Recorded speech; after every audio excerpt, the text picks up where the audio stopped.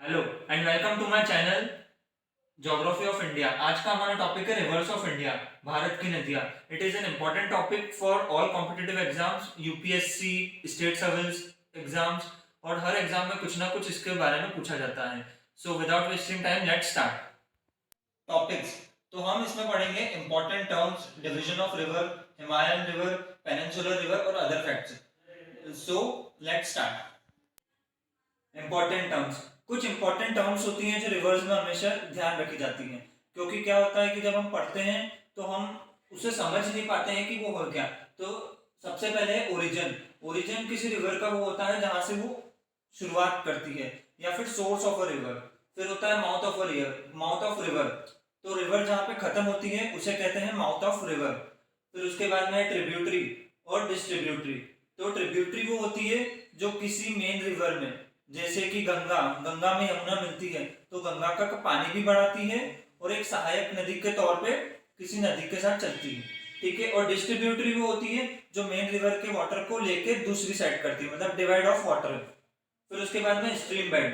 तो stream bed बोलते हैं बॉटम ऑफ रिवर, जो मतलब तल रहता है नदी का, उसे कहते हैं स्ट्रीम बेड। फिर उसके बाद में आता है कॉन्फ्लुएंस। तो जब दो नदी मिलती हैं तो उसे कहते हैं Confluence of river. Oxbow lake, oxbow lake को समझने से पहले से हम समझ लेते हैं कि मियंडर। मियंडर क्या होता है? मियंडर होता है नदी का रास्ता, जिस रास्ते पे वो चलती है या फिर फ्लो करती है। ऑक्सबो लेक, ऑक्सबो लेक जब बनता है जब एक नदी अपने पुराने रास्ते को छोड़कर एक नया रास्ता बना लेती है, जो पुराने रास्ते पे जो पानी रह जाता है उसे कहते हैं ऑक्सबो लेक। फिर उसके बाद में आता है चैनल। तो चैनल कैन बी आर्टिफिशियल और नेचुरल। तो चैनल क्या होता है? चैनल एक तरीके से वो रास्ता होता है नदी का जिसके आइट साइड दोनों बैंक्स रहते हैं। फिर उसके बाद में हम पढ़ते हैं डेल्टा। तो डेल्टा बनता है किसी भी नदी का eight the mouth of river. Mouth of river क्या होता है? At the end of river, जब कोई नदी किसी समुद्र या फिर किसी सी में जाके मिलती है। तो डेल्टा क्या करता है कि जब कुछ सेडिमेंट्स के जो पार्टिकल्स जा जाके वहां पे इकट्ठा हो जाते हैं तो उससे एक वो एक चट्टान टाइप का एक रूप ले लेते हैं। एस्चुरी, एस्चुरी क्या होता है? जब किसी नदी का और समुद्र का पानी मिलता है तो नदी का पानी फ्रेश वाटर रहता है और समुद्र का पानी रहता है खारा पानी, सॉल्ट वाटर। तो वो जब दोनों मिलते हैं तो वो बनाते हैं एस्चुरी। तो जो बच्चे ज्यादातर कंफ्यूज होते हैं वो कंफ्यूज होते हैं डेल्टा और एस्चुरी में। तो डेल्टा एट द माउथ बनता है, एस्चुरी भी eight the mouth of river बनती है, लेकिन एस्चुरी सिर्फ नमक के पानी और फ्रेश वाटर को मिला के बनती है। और डेल्टा बनता है due to deposition of sediments, जो एक छोटी छोटी चट्टानें इकट्ठा कर देता है at the mouth of river. तो ये मैप है। तो अब हम समझते हैं कि सोर्स, ये यहाँ से नदी निकली तो इसे हम कहेंगे सोर्स। फिर ट्रिब्यूटरी, ये दूसरी सहायक नदी आई और जो मेन रिवर है उससे आकर मिली। कॉन्फ्लुएंस, ये दो नदी यहाँ पर आकर मिली तो इसे हम कहते हैं कॉन्फ्लुएंस। मियंडर, जो नदी का रास्ता होता है। ये ऑक्सबो लेक, जो पुराना रास्ता था नदी का और वो अब मेन रिवर से कट चुका है तो ये बन गया ऑक्सबो लेक। ये डेल्टा, जो सेडिमेंट्स रॉक्स से बना है। फिर उसके बाद में ये है चैनल और ये है एस्चुरी, जहाँ पे समुद्र का पानी और नदी का पानी मिला है। और ये माउथ ऑफ रिवर, जहाँ पे एंड होती है कोई सी भी रिवर। तो ये था मैप जिससे हमने समझा important topics, important terms of river, जो कि हमें आगे चल के बहुत हेल्प करेंगी to understand. Types and division of Indian river. तो भारत में नदियों को दो हिस्सों में डिवाइड किया गया है टू अंडरस्टैंड मोर इजीली। तो पहली होती है हिमालयन रिवर्स और पेनिनसुलर रिवर। ये नाम इन्हें इनके ओरिजिन के बेसिस पे, जहां से ये ओरिजिनेट होती हैं। तो हिमालयन रिवर्स ओरिजिनेट होती हैं हिमालयन रीजन से और पेनिनसुलर रिवर ओरिजिनेट्स होती हैं पेनिनसुलर रीजन से। तो आगे चल के हम इसका और इन डिटेल पढ़ते हैं। हिमालयन रीजन, तो ये हिमालय की जो रेंज दिख रही है आपको, इसे कहते हैं हिमालयन रेंज। तो जो भी हिमालयन रिवर्स होंगी उनका ओरिजिनेशन यहीं से होगा। तो मेनली जो हमारी हिमालयन रिवर्स हैं जैसे गंगा, ब्रह्मपुत्र और इंडस, वो सब, उन सब का ओरिजिन जो होता है वो हिमालयन रेंज से होता है। बाकी ये जितना भी आपको इलाका दिख रहा है इसे कहते हैं पेनिनसुलर रीजन। तो जो भी रिवर्स इसके अंदर जो आती हैं उन सब रिवर्स को हम इंक्लूड करते हैं अंडर पेनिनसुलर रिवर। तो अब हम पढ़ते हैं हिमालयन रिवर और पेनिनसुलर रिवर में कुछ बेसिक डिफरेंस। तो जो हिमालयन रिवर्स रहती हैं, तो हमें पता है कि हिमालय साइड में माउंटेन्स बहुत रहते हैं और ग्लेशियर्स भी रहते हैं। तो उनका जो उन्हें जो वाटर मिलता है वो थ्रू रेन और ग्लेशियर दोनों मिलता है, लेकिन जो पेनिनसुलर रिवर रहती है उन्हें सिर्फ वाटर जो मिलता है वो सिर्फ रेन के थ्रू मिलता है। फिर उसके बाद में जो हिमालयन रिवर्स रहती हैं वो through out the year flow करती हैं एट द वेरी स्पीड, लेकिन जो पेनिनसुलर रिवर्स रहती हैं वो सीजनल रिवर्स रहती हैं, जो रेनी सीजन के टाइम पे फ्लो उनका बढ़ जाता है और in summers it's get slow. फिर उसके बाद में जो हिमालयन रिवर्स रहती है वो इंटरनेशनल रिवर्स रहती है, जैसे ब्रह्मपुत्र, इंडस और पेनिनसुलर रिवर जितनी भी हैं वो हमारे इंडिया में स्टार्ट होती हैं और इंडिया में खत्म होती हैं। हिमालयन रिवर और पेनिनसुलर रिवर्स के डिफरेंस पढ़ रहे थे। तो फोर्थ डिफरेंस है कि जो फ्लो ऑफ वाटर रहता है हिमालयन रिवर्स का वो ज्यादा रहता है as compare to peninsular river. क्यों? क्योंकि ये एक तो इन्हें ग्लेशियर से भी पानी मिलता रहता है साल भर, और वहां पे माउंटेन्स से भी जो फ्लो ऑफ वाटर रहता है उसमें इंक्रीज आती है क्योंकि ये साउथवर्ड स्लोप में रहती हैं। और peninsular rivers are less flowing as compare to Himalayan rivers. फिर उसके बाद में जो ड्रेनेज बेसिन रहता है हिमालयन रिवर्स का वो भी बहुत बड़ा रहता है as compare to peninsular river. फिर उसके बाद में हिमालयन रिवर्स जो रहती है वो मियांडरिंग रहती हैं, और जो पेनिनसुलर रिवर रहती हैं वो थोड़ा स्ट्रेट चलती हैं, मतलब सीधे, मतलब टर्न ज्यादा नहीं रहते उसमें। उसके बाद में जो हिमालयन रिवर्स रहती है उनकी लेंथ मतलब लंबाई, जैसे गंगा की 25 या 2525 किलोमीटर, वो as compare to peninsular river ज्यादा रहती है। एग्जाम्पल के तौर पे जैसे हिमालयन रिवर्स में गंगा, इंडस, ब्रह्मपुत्र, और पेनिनसुलर रिवर्स में नर्मदा, तापी, कावेरी, गोदावरी, साबरमती। तो अब हम स्टार्ट करते हैं हिमालयन रिवर्स को पढ़ना। तो मेनली हिमालयन रिवर्स में आती हैं गंगा, इंडस, ब्रह्मपुत्र। ये बहुत ही इंपॉर्टेंट रिवर्स है, हर साल कुछ ना कुछ तो इसमें से पूछा ही जाता है, जो कि यूपीएससी की प्रीलिम्स, स्टेट की प्रीलिम्स एग्जाम्स में, मेंस की एग्जाम में इन रिवर्स से कुछ ना कुछ तो आते ही है। तो अब हम देखते हैं कि हमें कोई सी भी रिवर को पढ़ना क्या क्या है, मतलब उसके अंदर हमें क्या क्या टॉपिक्स कवर करने हैं। तो सबसे पहले किसी भी रिवर की लेंथ पढ़नी है कि कितनी लंबी वो उसकी लेंथ है, फिर वो कहाँ से ओरिजिन होती है, कहाँ से एंड होती है, कौन कौन सी उसकी ट्रिब्यूटरी और डिस्ट्रीब्यूटरी है, फिर कौन कौन सी इंपॉर्टेंट सिटीज है जहाँ से वो फ्लो करती है, फिर कुछ इंपॉर्टेंट डैम्स जो उसके ऊपर बनाए गए हैं, फिर उसके सबसे एट द एंड कितना बेसिन एरिया कवर करती है वो। Ganga, it is the most important river of India. हर किसी ने इसका नाम तो सुना ही होता है, तो आज हम इसे डिटेल में कवर करेंगे। तो कुल लंबाई, कितनी लंबाई है गंगा की, तो वो है 2525 किलोमीटर। ये लॉन्गेस्ट रिवर ऑफ इंडिया है। लॉन्गेस्ट और लार्जेस्ट में सबसे बड़ा अंतर ये होता है कि लॉन्गेस्ट मतलब लंबी और लार्जेस्ट मतलब चौड़ी, कितनी चौड़ी है रिवर। ठीक है, तो गंगा जो है वो है लॉन्गेस्ट रिवर ऑफ इंडिया। फिर उसके बाद में हम पढ़ते हैं कि ओरिजिन। तो गंगा कहाँ से ओरिजिन होती है? गंगा का ओरिजिन होता है देवप्रयाग, उत्तराखंड से। ठीक है, देवप्रयाग और अलग, ये भागीरथी और अलकनंदा जब मिलते हैं तब उसे कहते हैं देवप्रयाग। ठीक है, तो गंगा के ओरिजिन से पहले 4 और प्रयाग बनते हैं जो कि एग्जाम्स में पूछे जाते हैं हर साल कुछ ना कुछ तरीके से। तो पहला प्रयाग होता है विष्णु प्रयाग, सेकंड प्रयाग होता है नंद प्रयाग, थर्ड प्रयाग होता है कर्ण प्रयाग, और फोर्थ प्रयाग होता है रुद्र प्रयाग, और फिफ्थ प्रयाग होता है देव प्रयाग, जहाँ पे अलकनंदा और भागीरथी मिलके गंगा का ओरिजिन करते हैं। और गंगा एंड कहाँ पे होती है? बे ऑफ बंगाल में, इन बांग्लादेश।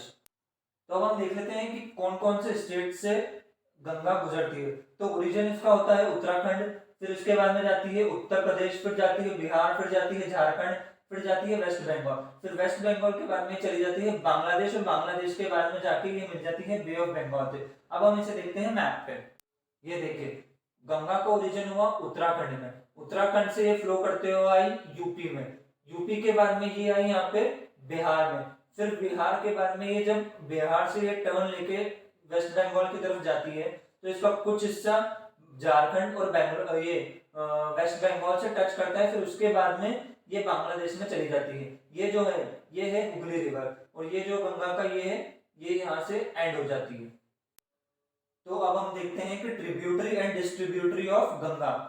तो जो लेफ्ट ट्रिब्यूटरीज रहती हैं और जो राइट ट्रिब्यूटरीज रहती हैं, राइट ट्रिब्यूटरीज जो वो होती हैं जो साउथ से लेके नॉर्थ में गंगा से मिलती हैं, और जो लेफ्ट ट्रिब्यूटरीज होती हैं वो नॉर्थ से आती हैं और साउथ में गंगा से मिलती हैं। ये अभी हम मैप पे समझेंगे, पहले हम देख लेते हैं कौन कौन सी ट्रिब्यूटरीज हैं। तो लेफ्ट से जो ट्रिब्यूटरीज आती है वो है रामगंगा, गोमती, घाघर, गंडक, कोसी। फिर इसकी जो राइट ट्रिब्यूटरीज है यमुना, जो कि सबसे लंबी ट्रिब्यूटरी है गंगा की, सोन। फिर उसके बाद में आती है चंबल, ये बाय मिस्टेक चैनल हो गया, चंबल, बेतवा। और जो सबसे इंपॉर्टेंट है, इकलौती ऐसी गंगा की इकलौती डिस्ट्रीब्यूटरी है जो है हुगली। तो अब देखते हैं हम कि left and right tributaries of Ganga. तो ये जो लेफ्ट में है, तो हमने कहा था कि नॉर्थ से ओरिजिनेट होती हैं और साउथ में गंगा से मिलती हैं। तो ये देखिए, जैसे गंडक है, उसके बाद में गोमती है, कोसी है, तिस्ता है। तो ये सारी राइट नॉर्थ से ओरिजिनेट होके साउथ में गंगा से मिलती हैं। तो आप इसे समझते हैं कि लेफ्ट हैंड साइड, मतलब ऊपर की साइड से जो मिल रही है गंगा से, उन्हें हम कहते हैं लेफ्ट हैंड ट्रिब्यूटरीज। फिर उसके बाद में राइट में हम देख लेते हैं, जैसे यमुना है, बेतवा है, सोन है। तो ये सारी जो है ये राइट ट्रिब्यूटरीज है। फिर उसके बाद में ये जो इकलौती डिस्ट्रीब्यूटरी है जो कि गंगा के वाटर को डिवाइड कर देती है, वो है हुगली, जो ये रही। अब हम इनके बारे में भी और डिटेल में पढ़ते हैं। तो अब हम पढ़ते हैं ट्रिब्यूटरीज ऑफ गंगा के बारे में थोड़ा डिटेल में। तो हम इनके बारे में ज्यादा तो नहीं पढ़ेंगे, क्योंकि बहुत ज्यादा भी अगर हम डिटेल में पढ़ेंगे तो मतलब लेक्चर बहुत ज्यादा लंबा हो जाएगा और वो इम्पोर्टेंट भी नहीं इतना। तो जो रामगंगा है, तो रामगंगा जो है वो पहली ट्रिब्यूटरी है गंगा की, ठीक है। तो ये कहाँ से, ये कितना डिस्टेंस कवर करती है, ये 596 किलोमीटर का डिस्टेंस कवर करती है। इसका ओरिजिन होता है कॉमन हिमालय में। ये हम हमारे उसमें पढ़ेंगे, दूसरे लेक्चर में पढ़ेंगे, जब हम डिवीजन ऑफ इंडिया पढ़ेंगे फिजिकल ज्योग्राफी में। तो कॉमन हिमालय जो है वो उत्तराखंड में है, और जो है ये गंगा से मिलती है हरदोई में, यूपी में। तो ये इंपॉर्टेंट है कि कौन सी नदी कितने किलोमीटर का डिस्टेंस कवर करती है, कहाँ से ओरिजिन होती है और कहाँ पे मिलती है। फिर सेकंड ट्रिब्यूटरी है गंगा की, वो है गोमती। तो गोमती 475 किलोमीटर का डिस्टेंस कवर करती है। कहाँ से ओरिजिन होती है, गोमत ताल, यूपी से। फिर उसके बाद में ये गंगा से मिल जाती है सैदपुर, यूपी में। फिर उसके बाद में है घाघर। घाघर रिवर जो है it is most important tributary of Ganga, क्योंकि ये बहुत ज्यादा वाटर लेके गंगा में जुड़ती है। तो इसका ओरिजिन होता है गुरला मंदाता, नेपाल में, और ये गंगा से मिलती है रिविलगंज, बिहार में। फिर उसके बाद में आती है गंडक। गंडक का ओरिजिन कहाँ से होता है, माउंट एवरेस्ट, नेपाल से। लेंथ है उसकी 814 किलोमीटर, और गंगा से मिलती है सोनपुर, पटना में। और अब लास्ट में हम पढ़ते हैं लेफ्ट हैंड ट्रिब्यूटरीज में कोसी। तो कोसी को हर कोई जानता है, सौरव ऑफ बिहार भी कहा जाता है, क्योंकि हर साल बिहार में जो बाढ़ आती है वो कोसी की वजह से ही आती है। इसकी लेंथ है 729 किलोमीटर। इसका जो ओरिजिन है मेन, वो अरुण रिवर से होता है, और ये जो है गंगा से मीट करती है मणिहरी में, बिहार में। अब हम देखते हैं राइट ट्रिब्यूटरी ऑफ गंगा के बारे में थोड़ा डिटेल में पढ़ते हैं। तो यमुना सबसे लॉन्गेस्ट ट्रिब्यूटरी ऑफ गंगा है। उसके बाद में हम देखते हैं लेंथ गंगा यमुना की है 1376 किलोमीटर है। इसका ओरिजिन होता है उत्तराखंड में, यमुनोत्री में। फिर इसके बाद में गंगा से मिलती है इलाहाबाद, त्रिवेणी संगम जिसे हम कहते हैं। फिर ट्रिब्यूटरीज ऑफ यमुना है टॉन्स, जो कि सबसे बड़ी ट्रिब्यूटरी है यमुना की, हिंडौन, हनुमान गंगा, चंबल और बेतवा। अब हम बात करते हैं चंबल की। तो चंबल यमुना की भी ट्रिब्यूटरी है और गंगा की भी ट्रिब्यूटरी है, एक इंपॉर्टेंट रिवर है, इसीलिए इसके बारे में पढ़ेंगे। लेंथ है इसकी 960 किलोमीटर। ओरिजिन इसका होता है महू, इंदौर के पास में विंध्यान रेंज में होता है। यमुना से मिलती है इटावा और यूपी में। फिर सोन रिवर है। सोन रिवर की लेंथ है 780 किलोमीटर। इसका ओरिजिन होता है अमरकंटक प्लेटू, एमपी में, और ये गंगा से मिलती है पटना, बिहार में। और जो बेतवा है ये भी यमुना की ही ट्रिब्यूटरी है और गंगा की भी ट्रिब्यूटरी है। तो इसे हम इसकी लेंथ है 590 किलोमीटर। इसका ओरिजिन होता है विंध्यान रेंज, जहां से चंबल रिवर का ओरिजिनेशन होता है, वहीं से इसका भी थोड़ी दूर से ओरिजिनेशन होता है। यमुना से मिलती है हरिमपुर, यूपी में। तो अब हम देखते हैं one and only distributary of Hooghly. तो हमने पढ़ा था कि डिस्ट्रीब्यूटरी क्या होती है, जो मेन रिवर का वाटर लेके डिवाइड हो जाती है, तो उसे हम कहते हैं डिस्ट्रीब्यूटरी। तो गंगा की एक इकलौती ही डिस्ट्रीब्यूटरी है, वो है हुगली। तो ये डिस्टेंस किलोमीटर, इसका डिस्टेंस कवर करती है ये 260 किलोमीटर। ये गिरिया में जब गंगा से पार्शली डिवाइड हो जाती है, थोड़ा सा पानी लेके ये डिवाइड हो जाती है। लेकिन जो हुगली का जो मेन वाटर है वो कहाँ से आता है, जो मतलब ज्यादा पानी जो है वो कहाँ से आता है, Farakka barrage dam as compare to naturally. मतलब गिरिया से पानी कम आता है, लेकिन फरक्का बैरेज डैम है जो एक आर्टिफिशियल रास्ता है, चैनल है, वो उसके थ्रू ज्यादा पानी आता है एज कंपेयर टू यहाँ से। और ये फिर हुगली जो है वो एंड हो जाती है बे ऑफ बंगाल में। तो हम देख लेते हैं इंपॉर्टेंट सिटीज जिसके थ्रू गंगा और वो मतलब ट्रैवल करती है। तो ये देखिए, ये है लखनऊ, ठीक है, वाराणसी, ठीक है, इलाहाबाद, ये कानपुर, फिर इलाहाबाद, फिर ये है वाराणसी, फिर ये फरक्का बैरेज डैम जहां से ये डाइवर्ट होता है, और फिर ये एंड में है कोलकाता। तो मतलब ये देखिए आपको सिर्फ 4 सिटीज याद रखनी है, कानपुर, इलाहाबाद, और फिर है आपका कोलकाता और पटना। अब हम देखते हैं इंपॉर्टेंट पॉइंट्स अबाउट गंगा, मतलब कुछ ऐसे थोड़े बहुत इंपॉर्टेंट पॉइंट्स है जो हमेशा याद रखने चाहिए। जैसे घाघर जो है वो बिगेस्ट ट्रिब्यूटरी ऑफ गंगा है, ये बहुत सारा पानी लेकर गंगा में मिलती है। फिर जब गंगा बांग्लादेश में एंटर होती है तो ये गंगा के नाम से नहीं जानी जाती, इसे कहते हैं पद्मा। और फिर उधर से जब हम ब्रह्मपुत्र के बारे में पढ़ेंगे तो हमें पता चलेगा कि जब फ्रॉम ईस्ट से जब बांग्लादेश में एंटर होती है ब्रह्मपुत्र तो उसे कहते हैं जमुना। फिर जब दोनों मिल जाती हैं जमुना प्लस पद्मा तो इसे कहा जाता है पद्मा। फिर उसके बाद में थोड़ी ही दूर जाके पद्मा और मेघना मिलती हैं, मतलब बांग्लादेश की लैंग्वेज में तो पद्मा और मेघना मिलके फिर इसके बाद में इसे कहा जाता है मेघना।